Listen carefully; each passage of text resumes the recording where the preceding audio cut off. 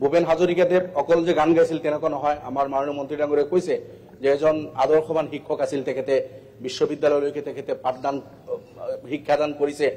গতিকে তেখেতে সাকচিডিং জেনেৰেশ্যনৰ কাৰণে প্ৰেৰণাদায়ক আছিল, প্ৰেৰণা দি গৈছে তেখেতসকলক যে আমি ঘৰত বহি থাকিলেই নহব, আমি এলেহুৱা হলে নহব। ঠিক তেনেকুৱা ধৰণৰ প্ৰেৰণামূলক কথা কৈ সাকচিডিং জেনেৰেশ্যনকো তেখেতে দিক নিৰ্দেশনা দি থৈ গৈছে আমাক। তেখেতে শান্তি সম্প্ৰীতিৰ কথা কৈ গোটেই ভাৰত বা গোটেই বিশ্বত কেতিয়াবা কেতিয়াবা তেনেকুৱা অশান্তিৰ পৰিৱেশ যেতিয়া বিৰাজ হয়, সেইবিলাক হয়তো তেখেতক বহুত কষ্ট দিছিল, কাটিছিল। তাৰ কাৰণে ঢেৰ তেখেতৰ মানে গীত মাত তেখেতে তাতে উল্লেখ কৰি শান্তি প্ৰতিষ্ঠাৰ কাৰণে তাত তেখেতে উল্লেখ কৰিছে। আৰু অসমৰ প্ৰেক্ষাপটত তেখেতে পাহাৰ ভৈয়াম ব্ৰহ্মপুত্ৰ বৰাক এই কথা বাৰ্তাবিলাক উত্থাপন কৰি বিভিন্ন ধৰ্মাৱলম্বী হিন্দু মুছলিম খ্ৰীষ্টান বুদ্ধিষ্ট সকলক লৈ আমি শান্তিতে কেনেকে জীয়াই থাকিব পাৰো এই কথা বাৰ্তাবিলাক কিন্তু তেখেতৰ গীত মাতত ফুটি উঠে। গতিকে এনেকুৱা এজন মহান ব্যক্তি আমাৰ অসমৰ, তেখেতৰ নামত আমি যিমান যি নকৰো কিয় মই ভাবো কম। তেখেতে ডিজাৰ্ভ কৰে যে অকল বিশ্ব এই এয়াৰপৰ্টে নহয় আৰু ডাঙৰ ডাঙৰ কাম আমি তেখেতৰ নামত আমি কৰিব লাগে। তেখেতৰ কৰ্মৰাজি তেখেতৰ সৃষ্টিৰাজিক জীয়াই ৰাখিবলৈ হলে আমিও তেখেতক এনেকৈ সন্মান দি যাব লাগিব। তেখেতে যিহেতু আমাৰ গোটেই অসমৰ নাম বিশ্বত উজ্বলাই থৈ গৈছে। মই শেষ কৰিম, মই গীত বেছি গাব নাজানো, কিন্তু তেখেতৰ গীতে কিন্তু আমাৰ অন্তৰ চুই যায়।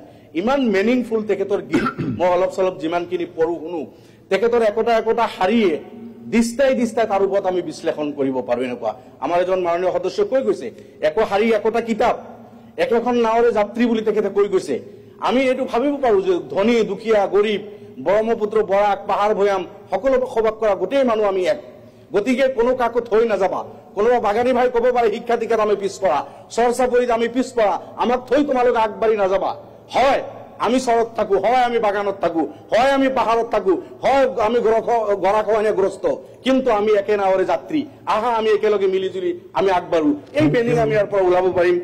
সদৰ শেষত লাষ্ট মই শেষ কৰিছো, তেখেতে যিটো কৈছে যে তেখেতৰ যিটো একেবাৰে ফেমাছ আপোনাৰ গান মানুহে মানুহৰ বাবে যিটো কৈছে তেখেতে, যদিহে অকণো নেভাবে অকণি সহানুভূতিৰে ভাবিব কোনে কোৱা সমনীয়া।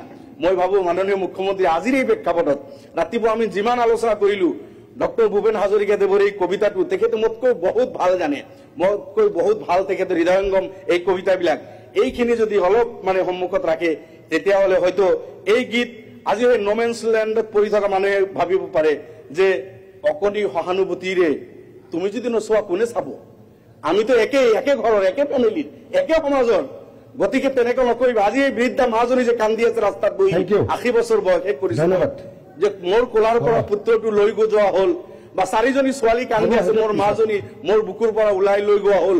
গতিকে এই কথা বাৰ্তাবিলাক যে সহানুভূতিৰে যদি এই কথা বাৰ্তাবিলাক আমি চিন্তা কৰো তেতিয়াহ'লে এই 90% এই সমস্যাবিলাক সমাধান হ'ব।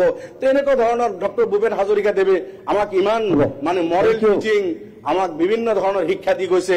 সেই আদৰ্শ তেখেতৰ আদৰ্শিত হৈ আমি আগবাঢ়িব লাগে। এইখিনি কৈ আজিৰ এই প্ৰস্তাৱত সমৰ্থন জনাই মই মোৰ বক্তব্য সামৰিছো। ধন্যবাদ।